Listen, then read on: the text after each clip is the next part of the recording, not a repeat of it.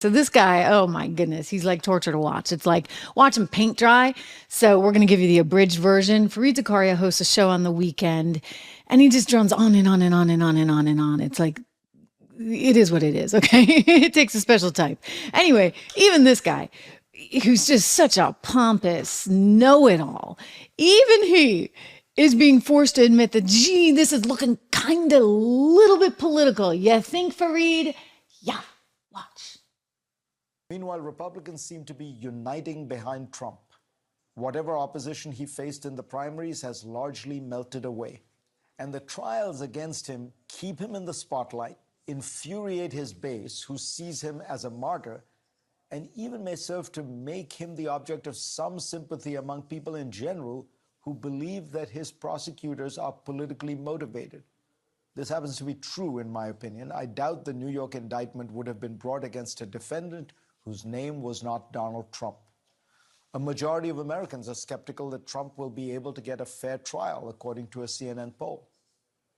And I haven't even mentioned Robert F. Kennedy Jr. and Cornel West and Jill Stein, all of whom would probably take votes away from Biden.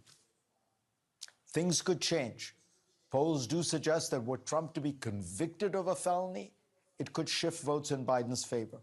The administration may be able to pull off a ceasefire in Gaza and then a broader political settlement that gives Palestinians political rights and Israel diplomatic relations with Saudi Arabia. Trump could always embroil himself in some kind of scandal. But trend lines are not working in Biden's favor.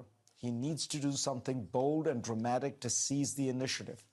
On a silent policy. Well, that's not going to happen, okay? Because you know what? The economy is what the economy is.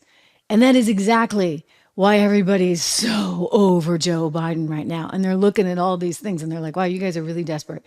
You are so desperate. And yes, Fareed, you're right on that. He does increasingly look like a martyr because when everybody keeps coming up empty-handed and they're not able to actually stick anything on him, Americans go, wait a second, like that's not right. That's not what our legal system's supposed to be.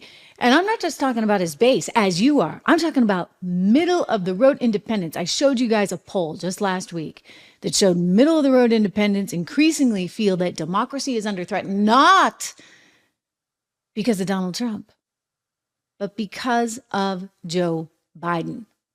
It is Joe Biden that they blame. And when you look at the brand new poll out today, this one is stunning, ladies and gentlemen, absolutely stunning. Incredible news. He is just way ahead in so many of these swing states. Take a look at this right here. This is, Pennsylvania, Arizona, Michigan, Georgia, Nevada. Do we have the New York Post headline? This is fantastic. Take a look at that. Trump now leading in 5 battleground states, all of which Biden won in 2020. Okay, breaking news. Guess what? If this keeps up, Donald Trump is the next president of the United States, ladies and gentlemen.